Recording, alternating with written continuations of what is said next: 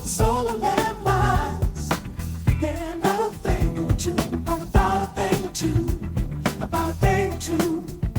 Mansplaining is deciding you're gonna search for the truth. Mansplain me, baby. Mansplain. There can be no taking back, would be uncool. Welcome to Mansplaining, a podcast about the interesting things you can discover if you just take the time to learn. My name is Joe. I'm your host for this week. And as always, I'm joined by my college friend Mark. Together, as the song says, we'll explore what's on our minds and hopefully figure out a thing or two about a thing or two. Mark, the topic for this podcast is about something I've noticed in our politics recently, and it's very concerning to me, and that is the utter disdain that so many Americans seem to have for experts. When I teed this up for you last time, I mentioned a few different places that I was seeing that. Obviously, the Trump administration's assault against the administrative state is one place because they've been firing experts in all kinds of independent agencies and trying to neuter those agencies.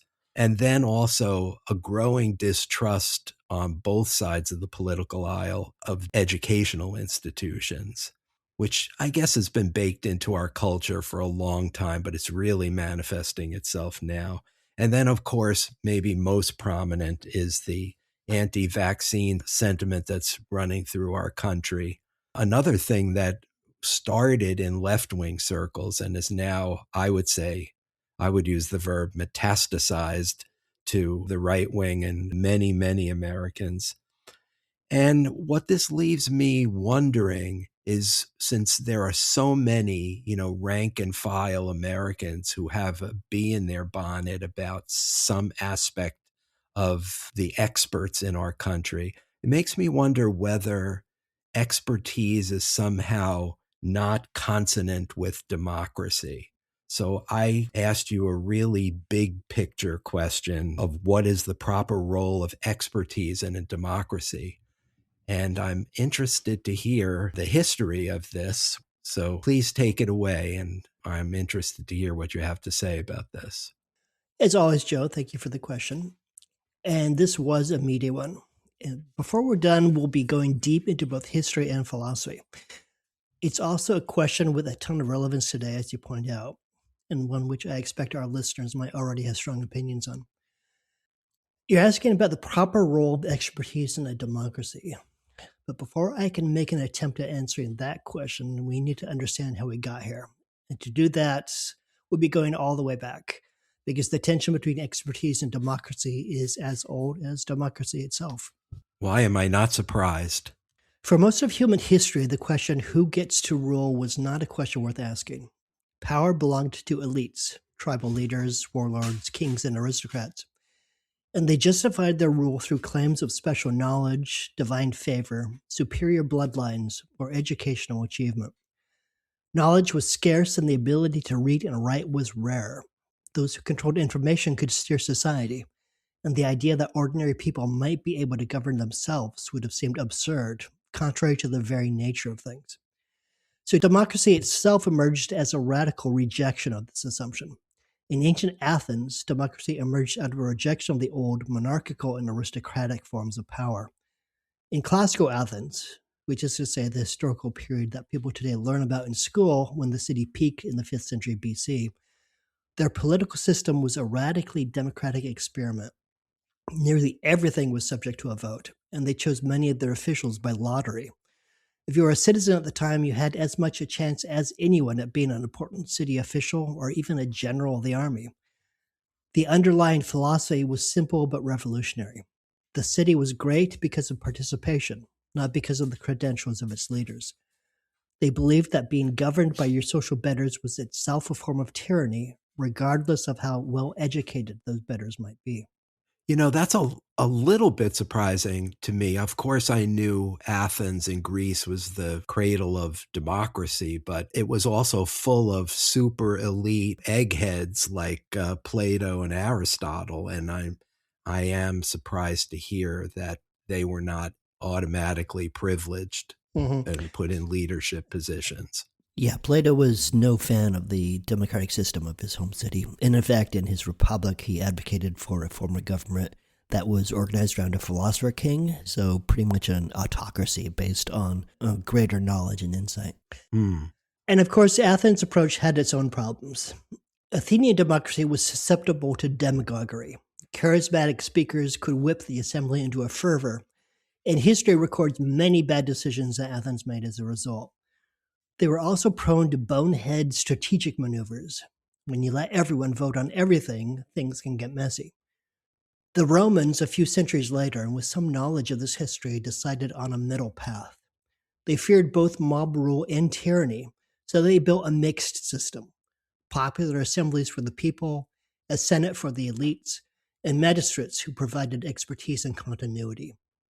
If that sounds familiar, it should. This is the model the American founding fathers, and particularly the writers of the Federalist Papers, found most compelling. The U.S. Constitution isn't purely democratic, and it was never meant to be. It occupies a carefully designed middle ground. The Electoral College was set up with some freedom for the electors to depart from the popular vote. Members of the Senate were originally appointed by state legislatures.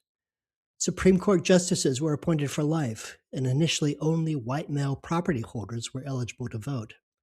The American system of government was set up as an intricate system of checks and balances that was intended to be dominated neither by the will of the people or the judgment of the elites. Over time, America became more democratic, extending voting rights to women and Black Americans, for instance. But that original tension between popular will and expert guidance was baked into the system from the start. By the time of the late 19th and early 20th centuries, however, America had become vast and complex.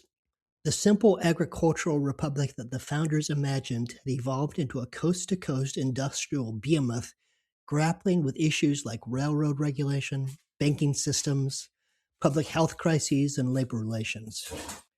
Most citizens, and often their elected representatives, lacked deep insight into these technical matters. And even when a politician did develop expertise in, say, monetary policy, the ups and downs of electoral politics meant they might be voted out before they could really apply it. Progressive reformers at the time saw this complexity as democracy's breaking point. They argued for the creation of a fourth branch of government, expert bureaucrats who would staff agencies and make technical decisions insulated from political pressure. Some efficiency experts of this era argued that we should run cities like factories, optimizing for measurable outcomes regardless of what local neighborhoods actually wanted. This vision reached its apex during the New Deal, when expert administrators wielded unprecedented power and the judiciary largely deferred to their specialized judgment.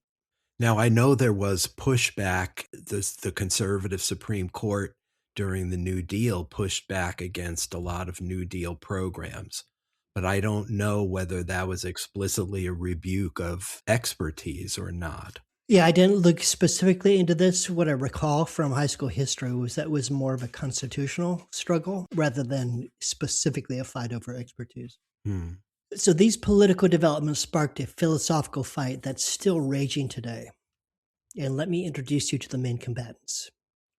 In one corner, we have Walter Lippmann, journalist extraordinaire, Pulitzer Prize winner, advisor to presidents, coiner of the term Cold War, and disappointed liberal concerned with what he believed to be the inherent, inescapable flaws of modern democracy. In a 1922 book called Public Opinion, Lippmann argued that the modern world is too complex for average people to comprehend. They lack direct experience of most issues. Their information comes through distorted media. They make decisions based on simplified stereotypes that are easily manipulated. He compared the average voter to someone walking into a theater in the middle of the third act and leaving before the final curtain. How could they possibly understand what's really happening? Lippmann's solution was that democracy should be largely symbolic. Let people vote every now and then to choose their leaders, but don't ask them to deliberate on complex policy. Instead, he said that we should create intelligence bureaus, staffed by experts who analyze data and provide objective facts to leaders. The government's job, in part, was to manufacture consent, to convince the public to accept what the experts had already determined was necessary.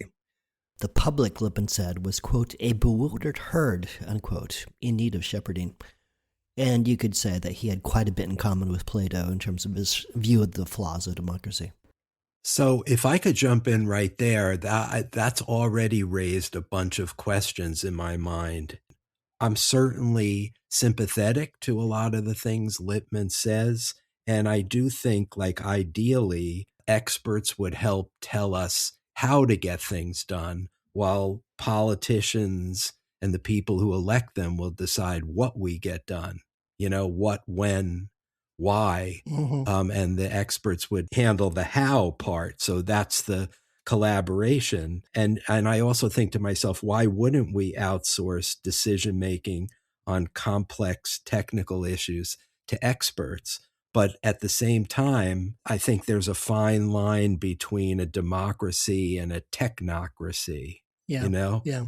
And what he's advocating kind of runs up against that line, perhaps, even though some experts are indispensable. Yeah. Air traffic controllers. I mean, where would we be without them, We would be dead in smoking ruins, yeah. Yeah. Or even closer to home, plumbers, locksmiths, I mean, the Sure. society can't function without experts, even among the rank and file. Right. Well, your mind is going to where the minds of others have already gone, as we will see many of those same points were raised by others. In a corner on the other side from Lippmann, we have John Dewey, a name that might be familiar to you. Yes. Philosopher, psychologist, educational reformer, and someone who helped shape the University of Chicago that we both attended.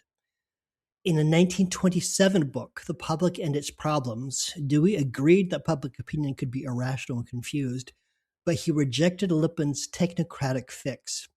Experts, he argued, are fatally isolated from the experience of the people. Where Lippmann described the American public as a herd of confused sheep, Dewey offered the metaphor of a pinched shoe. An expert shoemaker knows how to repair a shoe, but without the wearer's input about where it hurts, the expert wouldn't be able to solve the problem. Expertise must take direction from the public's local knowledge, Dewey said. They can and should participate in democracy, but they cannot rule it. Democracy, he argued, isn't about filtering bad ideas out by excluding the perspectives of an unsophisticated public. It's a learning system that should get smarter through inclusive participation. Well, that certainly makes sense. The debate has continued, evolving into a spectrum of positions. And the spectrum isn't about intelligence versus ignorance or experts versus citizens. Ultimately, it's about where legitimacy comes from.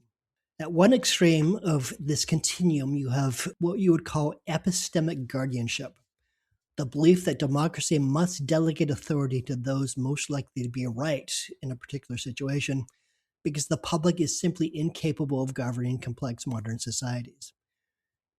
From this perspective, legitimate rule flows from being correct in as many cases as possible. The assumptions here are that political complexity exceeds average civic capacity, that expertise provides accuracy and predictive power, and that avoiding error matters more than including everyone. Lippmann is pretty close to here at the far edge. Moving a bit down the spectrum, we come across David Estland, who argued for a soft technocracy under moral constraints. For Estland, expertise doesn't automatically convey legitimate authority. Democratic procedures matter because they're fair and they tend toward truth. Expert institutions are more likely than popular sentiment to reach correct answers, but they must remain accountable to the public. He rejected rule by experts, but allowed for deference to them. And he envisioned institutions that are smarter than the public, but ultimately answerable to it. Next in our tour of thought on this issue comes Jürgen Habermas and his theory of deliberative democracy. For Habermas, expertise gains legitimacy only through public justification. Experts, that is, must embed themselves in communicative processes. They must explain their reasoning in ordinary language, accept disagreement and contestation, and remain open to revising their claims. Expertise can function democratically, he argued, but only if it subjects itself to transparent reciprocal dialogue. A bit further down the road, we come across John Dewey, who, as we see, believed expertise must be embedded in lived experience. Democracy's job is to educate itself through participation, and knowledge emerges from collective problem solving, while the expert's role is to facilitate that process rather than dictate the conclusions. And then at the very far end, we come across Pierre Bourdieu, who provided a radical critique of expertise itself. For Bourdieu, expertise is a form of cultural capital that allows elites to maintain dominance. By framing political issues as technical or scientific, experts effectively disenfranchise working class people who lack the specialized vocabulary to participate in the debate. Expertise, from his view, often masks political interests as objective truths, silencing the non-expert public. Bourdieu was not a populist. He was simply an anti-legitimist who questioned whether neutral expertise can even exist. I think Bourdieu's ideas are still in favor with a lot of the left. I don't see that as a right critique of expertise, but as the left's critique. Yeah, absolutely. Yeah, sort of a postmodern obsession with power and how it's institutionalized and reproduced. Yeah. Right. And an assertion of privilege. Yeah. Exactly. So if by now you're thinking that we're spending too much time on theory, rest assured, these aren't just academic positions. In fact, they can predict how systems fail. For instance, the Vietnam War shattered mid-century faith in neutral expertise. The, quote, best and brightest, unquote, brilliant intellectuals from top universities used sophisticated quantitative models to manage a war that defied their technical logic. They optimized metrics without understanding the local context and mistook their models for reality. Their epistemic arrogance blinded them to inconvenient facts and human factors the models couldn't capture. And there's a recurring pattern when expertise fails. A predictable arc of overconfidence in their models, isolation from ground-level feedback, and the masking of political value judgments as technical decisions. When experts frame trade-offs as purely mathematical, they tend to bypass democratic deliberation and ignore the messy reality of complex systems. And I hear a little sunk cost theory in there too, you know? Mm-hmm. We've gone this far with our expert policy and it appears to be failing, but we can't bail out now because we've invested so much in this failing theory. Right. Yeah, that's a good point. The promotion of diesel engines in Europe serves as a good example of the model-to-reality disconnect. At the time, European experts focused almost exclusively on reduction of CO2 to combat climate change. Diesel offered the promise of lower CO2 emissions while also promising energy independence, something that was very attractive to the political leaders of the day. By optimizing for this one variable, though, they neglected nitrogen oxides and particulate matter, which had the unintended side effect of severely degrading urban air quality and public health. In effect, the experts had designed a policy that was arguably correct on paper for carbon reduction, but disastrous for human health in urban areas. A similar example from the US is biofuel mandates, which were promoted under the narrow metric of energy independence. On paper, replacing petroleum with plant-based fuel looked like a strategic win, but the models failed to account for the interconnectedness of global systems. Converting food crops to fuel increased demand for agricultural land, and this shifted supply curves, which caused a spike in global food prices. In some cases, the deforestation required for new farmland released more carbon than the biofuels saved. Incidents like these have helped to erode confidence in expertise, which brings us closer to our current situation.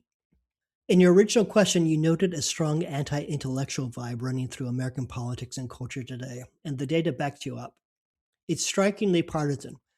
In 2000, equal numbers of Democrats and Republicans, 48% each, held scientists in high regard. By 2022, that equality had shattered. Now 53% of Democrats had a great deal of confidence in scientists, while only 22% of Republicans felt the same. The roots of this chasm are partly but not entirely political. COVID-19 had the effect of turbocharging everything. Many Americans were dissatisfied with how public health officials communicated during the pandemic. Close to half thought officials were unprepared for the initial outbreak. This presented an opportunity for unscrupulous politicians to exploit this perception for political gain. Yeah, I guess I was a little more trusting of the advice, but I certainly understand how they got out ahead of their skis, so to speak, and advised that we do a lot of things that turned out to be counterproductive isn't even a good word for it, downright harmful. When people were told to stay home and children were barred from attending school despite mounting evidence of low risk to kids and enormous cost to their educational development, many Americans felt their understanding of their own children's needs and their own risk tolerance and their own economic situations were being dismissed by distant experts making one-size-fits-all rules. The experts arguably had good intentions, but in Dewey's terms, they weren't wearing the shoes, so they didn't know where they pinched. Yeah, but again, in fairness to the experts, they don't get to make policy, right? They make strong recommendations and they may have had a false sense of confidence, but it's the politicians who make the decisions. And for the politicians to blindly go with the experts, that's really the defect in the system, is it not? Yeah. Well, it's certainly a poorly functioning, poorly integrated system where you have popular input on one end and expert input on the other, but the streams aren't crossing, which we'll be talking about later. The hard truth is that sometimes experts should be challenged. A naive point of view would argue that expertise implies objectivity, but of course, experts are often aligned with particular interests. Consider, for instance, John Maynard Keynes and Milton Friedman. Both economists, both strongly influential within their field.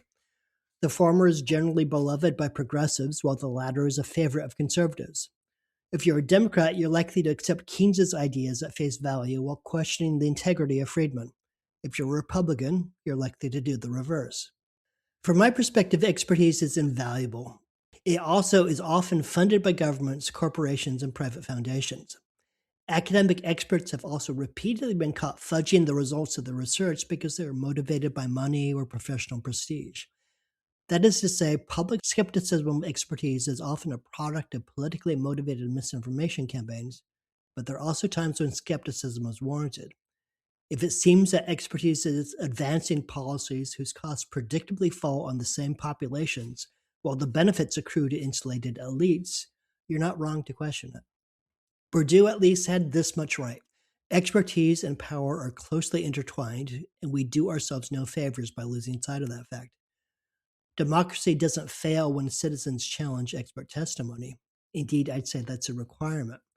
Failure does come, though, when every challenge of expertise is afforded equal legitimacy. Yes. So what's my answer to your question about the proper role of expertise in a democracy? I'm not at either end of the spectrum. I'm not going to follow Lippmann in handing over all power to the experts. History has made it quite clear by this point that experts can often be wrong, not in spite of their expertise, but sometimes because of it. Similarly, I'm not with Bourdieu in dismissing expertise altogether. It seems obvious to me that we need expertise for our society to function well. Lippmann wasn't wrong that modern society is complex and getting more so, and no single voter can have deep insight into every pressing issue of the day. I'd argue for something like what Habermas articulated. The key is for expertise to be part of the conversation. And that's where I think we really fail today. That conversation is not happening. Or rather, it's barely happening, and when it does, it's often poisoned by mutual contempt. America is suffering from what I'd call a respect deficit. Wide swaths of the electorate don't respect expertise, and many experts and members of the elite don't respect the public enough to truly engage with them. Some experts steer clear of public engagement because it can be risky to do so. The best way to avoid hate mail and death threats is not to attract attention in the first place.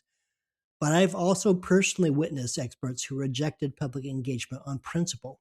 I saw this firsthand when I was studying for my PhD.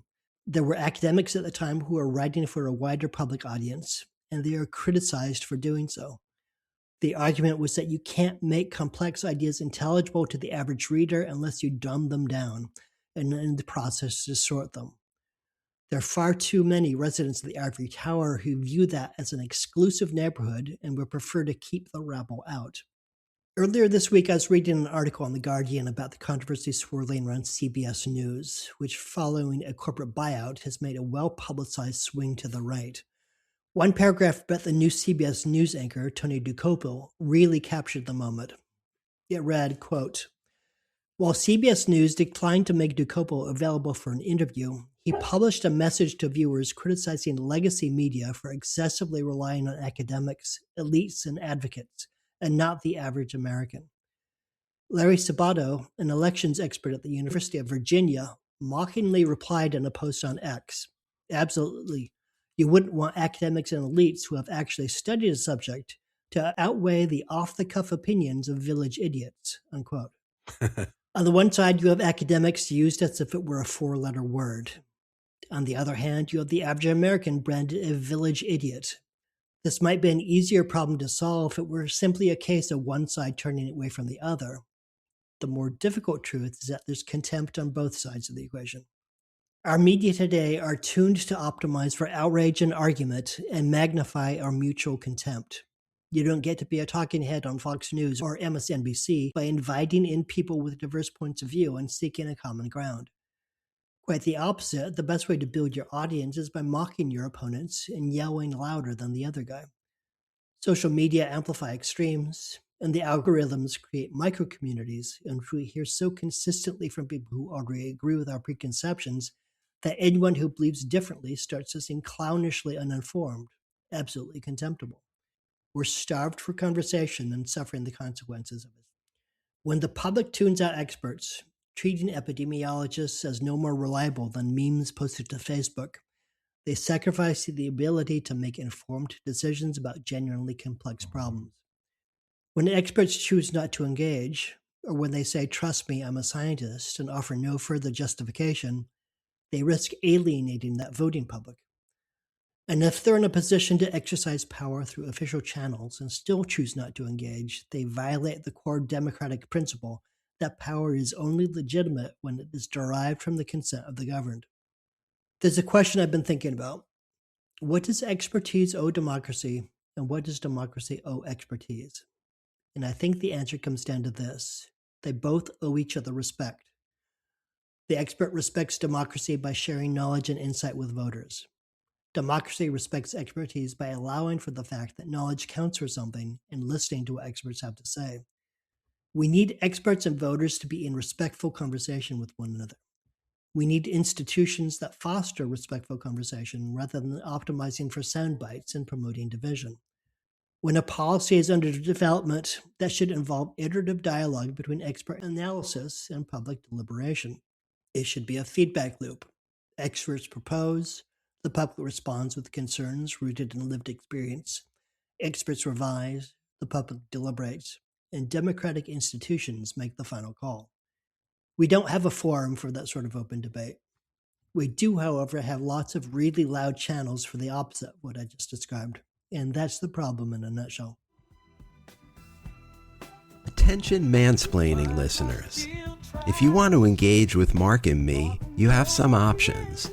One is to go to our Facebook page, Mansplaining the Podcast, where you can leave a comment or question, check our sources, suggest topics for future episodes, or just like us, because who doesn't want to be liked? You can also reach us through whatever app you use to listen to this podcast by giving us a 5-star rating or writing a review of your favorite episode. Or you can call and leave us a message on our dedicated voicemail box, which is 206-486-4074. And did you know that you can now listen to full episodes of Mansplaining on YouTube and check out our podcast music on Spotify? Yep, it's true. Just type Mansplaining Podcast into the search bar on either platform and you'll find us. It's lonely in podcast land, and we welcome and appreciate any feedback you might want to share. Act now, and we'll throw in a set of Ginsu knives. Not really. As we mentioned at the end of the last episode, the question of expertise was top of mind when we created this podcast.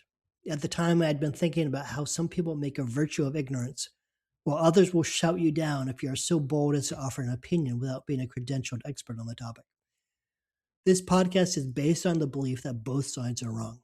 What we need are people who bring a curious mindset to the world around them, asking questions and pursuing answers.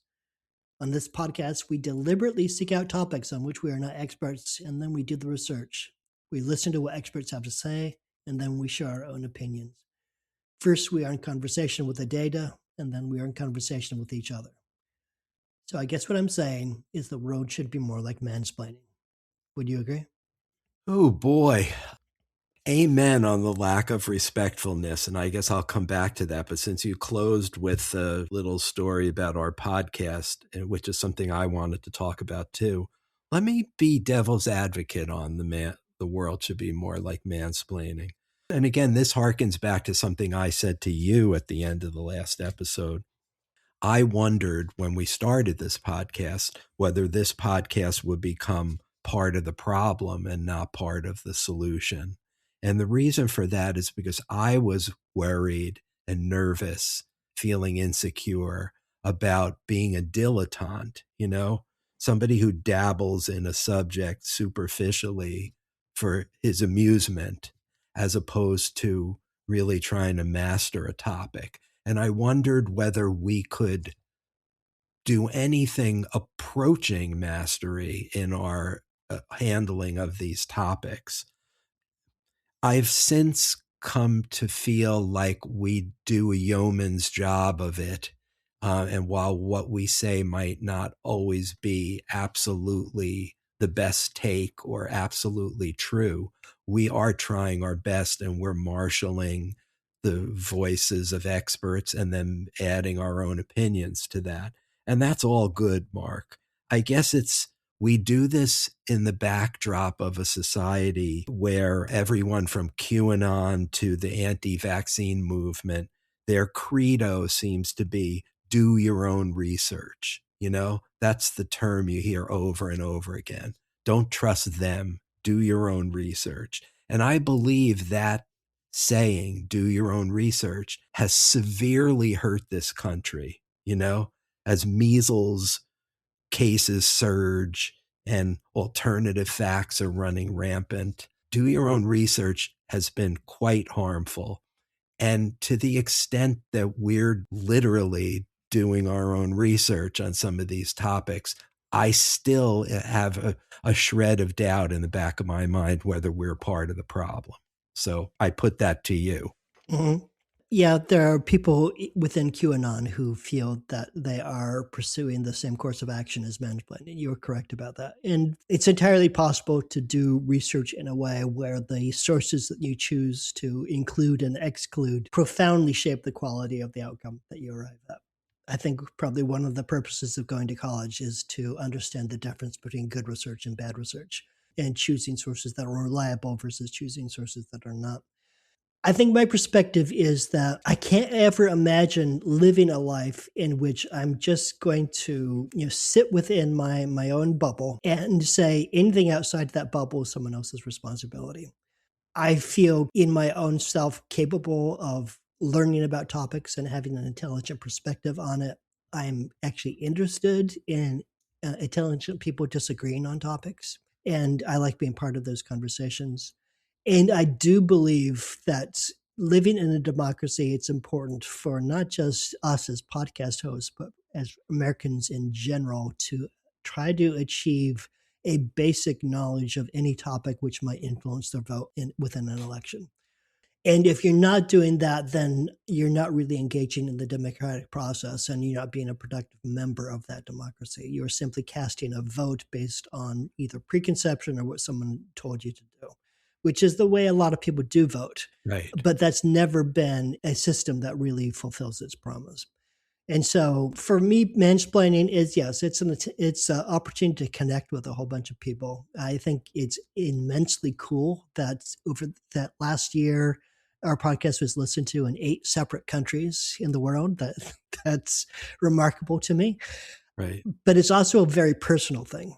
It's something that I would be doing to some extent, whether or not the podcast existed, probably less systematically and certainly on a less broad array of topics.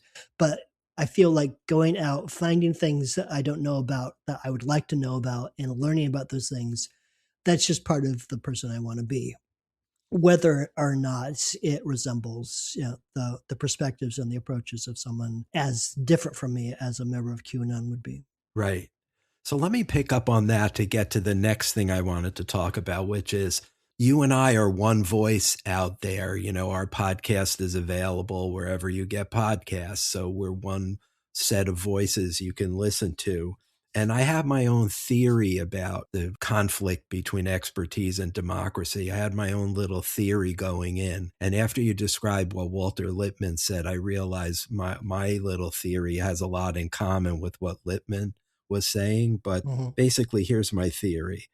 People don't have the mental or emotional bandwidth to determine what's true in all aspects of their lives, right? So they rely kind of as default mode, they rely on whoever's out there talking, right? And it used to be not long ago when we were kids, there was a mainstream media and most of the nation was watching Walter Cronkite at night, the CBS Evening News. How far the mighty have fallen, right, with CBS today. But Right. Cronkite was like the voice of America, and everybody, Democrat, Republican, liberal, conservative, thought he was telling the truth. And there was a lot of consensus around the things that were said on broadcasts like the CBS Evening News.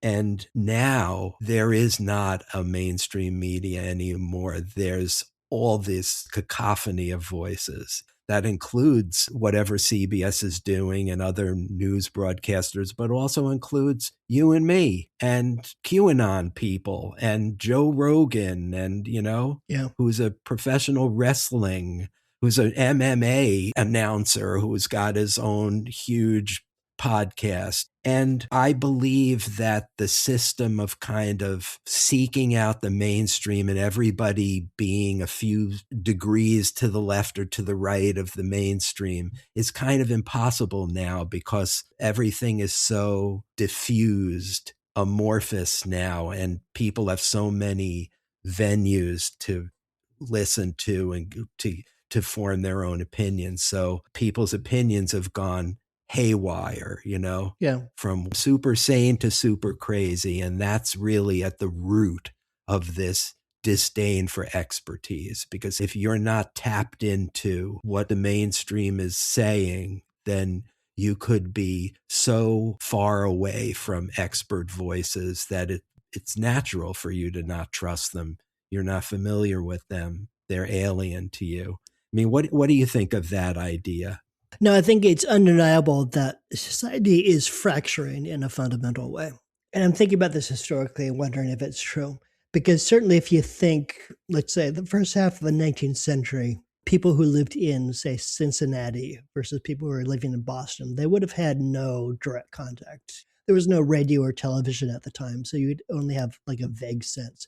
So in terms of a national democracy, then maybe there was just a different form of like local isolation. But now with online culture, we have the filter bubbles that allow you to find a community that perfectly matches your preconceptions. And it's very comforting to be surrounded by people who are telling you you're right all the time. It gets back to what I talked about, the lack of conversation. We don't have a venue that brings in diverse points of view for conversation. What we have is a whole bunch of micro communities where people who already agree with each other are saying, yeah, you're right. No, you're right. No, you're right. You're even more right than I am. Right. Instead of, by choice or by force, coming across people who believe something completely opposite and needing to try to find some understanding of how they would feel that way. So I think that's absolutely true. And definitely one of the things that we're struggling with is sort of the fracturing of monoculture within this country. And it's an interesting question whether microcultures and democracy are fundamentally at odds with each other, if that's basically what we're dealing with. Yes. The other quote that came to mind, it just popped in my head as you were talking about that. I was thinking about how Lippmann was writing about what he saw as just the basic inescapable flaws of modern democracy. And it reminded me of a common complaint I have against progressive thought, which is it tends to make perfect the enemy of the good, right? Yes. Like if it's not a perfect solution, then we need to completely throw it out, because if it's not perfect, it's not good enough. And I feel like that's something that progressives are constantly shooting themselves in the foot. They make perfect the enemy of the good. And that reminds me of Churchill's famous quote that democracy is the worst form of government except for all the others, Right. where the sort of technocratic solution to democracy's flaws is to replace it with a flawed system itself, instead of accepting that democracy is a flawed system that is still probably the best system that we have for all of its flaws. Like warts and all, democracy is better than technocracy or oligarchy or autocracy or Right. any other system we can imagine. It's going to be flawed and it's going to be infuriating, and it's still probably better than the alternatives. Yeah, I guess I probably agree with that. I want to hearken back to something you said about respect and respectfulness being the thing that's missing today. I couldn't agree more with you on that. And I feel like we're not going to get to a place where we can have functioning dialogue between expertise and democracy until this fever breaks, this fever in this country of polarization and extremes and information bubbles that you described earlier. Yeah. I characterize that as a fever that needs to break before we'll be able to get back to some semblance of respectful debate, if we even ever can do that. Yeah, it's entirely possible. We tend to demonize the other side. The right talks about Antifa. The left talks about MAGA. And both of those terms are rooted in real things, but they also reduce the other side to just a mask, Yes. a boogeyman mask. Boogeyman, yep. And that's absolutely antithetical to any democratic process. So yes, we need some way to instill not just respect, I think, but also empathy and compassion and understanding that when someone sounds hateful, they're probably speaking from fear. Yes. And try to understand where the fear is coming from. Yeah. That's something my wife is always reminding me, is that most bad things in the world come from fear, and we need to understand where the fear is coming from. Yes. And while we're on the subject of wives, my wife is always reminding me to take what your opponent says in the most charitable guise, always interpret what they say in the most charitable way. Mm-hmm. And so these are the techniques that are possible after the fever breaks. There's clearly an ideal model here, Mark, right? With the citizenry expresses its values or its concerns, right? Right. The expert class presents the citizenry with facts, possibilities for how to get things done. Yeah. And then the critical third step here, leaders, real leaders, not these fucking cowards who are running our government today. Leaders make decisions based on the needs and wants of the citizenry and the advice of the experts. Right, right. And I said this before, the experts say how to do it. The democracies and the leaders decide what to do. That's the collaboration that needs to happen. And that's what's not going to happen until we get past this crazy, febrile moment in our politics. Yeah, I totally agree. I think that's the defining challenge of our society today. I swing back and forth as I think about this subject between, wondering how experts can be best positioned to inform our policy and advise our leaders without wresting control of the government, as they arguably did during COVID, right? Mm-hmm. It's the most recent example that everyone's familiar with that you discussed. But then I go the other direction and think there's this idea out there that's gained currency in our population that the country's being run by unchecked experts who are just like seizing power, exerting power, imposing themselves on our country. And I feel like that's an overstatement, that's a myth concocted by the rugged individualists, on the right, and that don't believe the hype. Where do you think that fits into what we're discussing? I think it's a myth, but it's based on like an element of truth. It's kind of like, a joke isn't funny unless there's a little bit of truth to it. Right. I think a kernel. In this case, there is some truth that, yes, the right does exaggerate that, but it is true that this idea of we should just let the technocrats run the world, that was a progressive idea. So there's that kernel of truth, the tension between expertise and democracy, the different valorizations where one boosts up expertise as this invaluable resource and the other boosts up the American spirit, where Joe mechanic, his vote is worth as much as a Harvard PhD. Yeah. Joe the plumber was a real person, remember? Exactly. Yeah, good. So I think it's exaggerated for effect. It's exaggerated for rhetorical effect, but I do think the tension is real and that it shows up from time to time. Yeah. And that we have had administrations that went all in on expertise for good reason. They had good intentions with that. And we've had administrations like Richard Nixon's that were extremely suspicious of expertise. As in most cases, it's the way in the middle. It's the moderate path that's probably going to be the most successful. Right. And that in so doing, you're unlikely to satisfy those on the extreme of either side. But it's in the middle where, generally speaking, most ends are best served. Yeah, and boy, the middle would sure be helped out if we could at least agree on facts, right? Like in a country where we don't even agree on what facts are. Right. Relying on expertise is kind of a hopeless endeavor, right? Yeah. And the failure to acknowledge a common basis of fact, I think, is one of the outcomes of not having a single forum for conversation. Because if your world is reinforced by people saying that climate change is not real, and someone comes in and talks about climate change, you're going to question their integrity, their sources, the legitimacy of their data. Right. Because we're attempting to speak across a divide, and the divide undermines the quality of the conversation. Yes, and there we're getting back to the lack of respect that's almost inevitable in those confrontations. Right. Yeah. Well, thank you. This was a really thought-provoking conversation, and the fact that we extended it so long indicates how interesting it was for me. Yeah. But I believe you have a question for me for next time, so I do. Let's have at it. So, Joe, as you know, there are 3 things that are more or less inevitable as you get older. First, you start losing hair on the top of your head and gaining hair in your nose and ears. Then you start receiving unsolicited mail from the AARP. And then you ask the question, when am I going to retire? I've noticed recently that I've been carrying a number around in my head, 65. That's the number I've pretty much always assumed to be the retirement age, though I couldn't tell you how that particular number got in my head.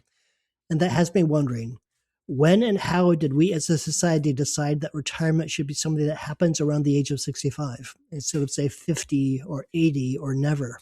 And are the factors that contributed to that definition of retirement age still meaningful and relevant today? Great question. And also something I think about a lot as a person in his early 60s who's nearing the day when I will retire. And there's a really interesting history that I know a little about on this subject. So I'll be happy to marshal all that data and come back to you on that question. Okay, cool. I look forward to it. Well, you heard it, folks. That's the topic for next time, retirement. And I will come back in a couple of weeks with something hopefully coherent to say about that topic. But in the meantime, I'm Joe. That was Mark. This is Mansplaining. And we'll see you next time. We'll explain something to you then. We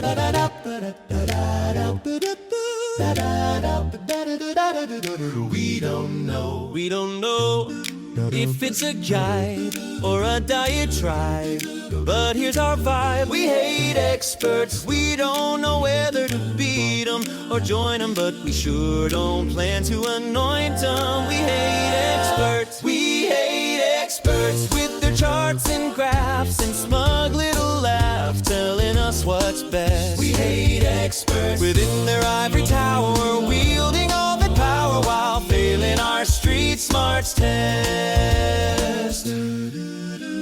These experts and their precious knowledge, why don't they let us be? These know-it-alls who graduated college, they think they're better than me. They cite their sources, they stake their claims, they ruin our angry rants and all our funny memes and expect us to fall in line.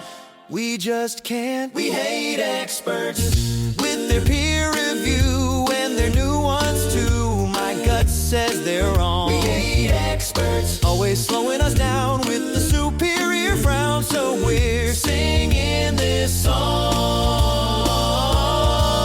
It said that ignorance is bliss, so why should we dismiss all of our hard-won alternative facts? Where would we be without misinformed queries, conspiracy theories, and our many bad acts? If the truth keeps changing, that's proof enough. It must be part of some game.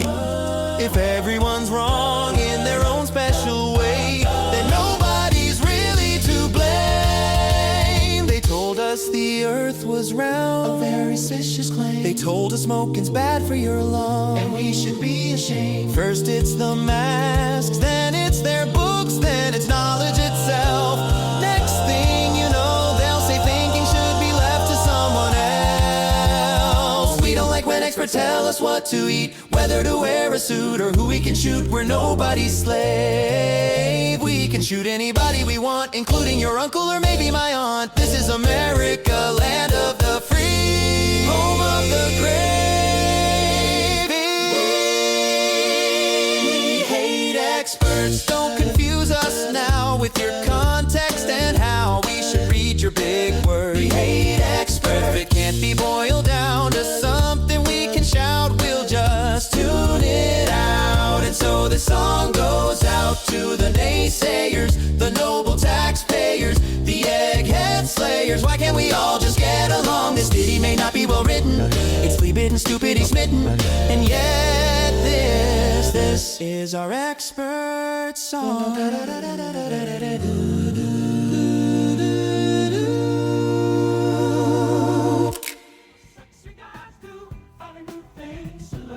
Mansplaining is brought to you by Joe and Mark and nobody else. Music composed and performed by the Mansplaining House Band. Thank you for spending your time with us, and we'll see you next time.